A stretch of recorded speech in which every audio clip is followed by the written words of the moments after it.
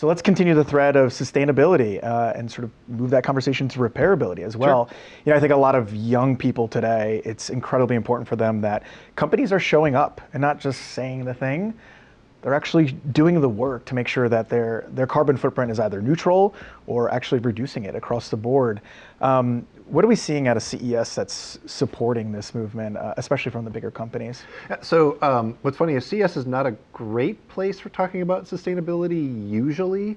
I think the most high-profile thing at the show this year is Samsung has a television remote that is not only solar powered, but is also powered off of the radio waves coming out of your router. That's not going to make a big impact. I mean, remotes are pretty small. Right. But you know, the big trend overall has been a lot of companies have been buying carbon offsets and promising to be carbon neutral.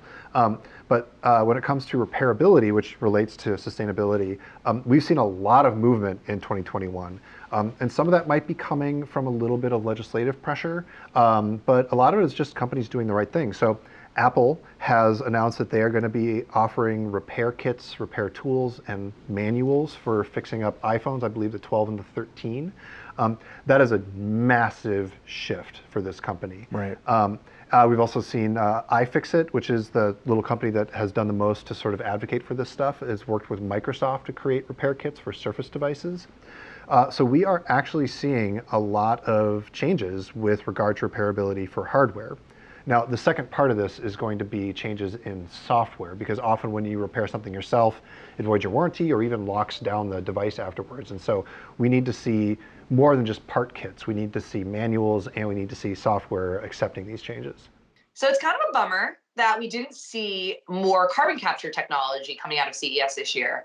This is a massive area, and we know that consumers really care about sustainability and repairability because they care about our planet. Transparently, we were a little disappointed to see that there wasn't more in that space.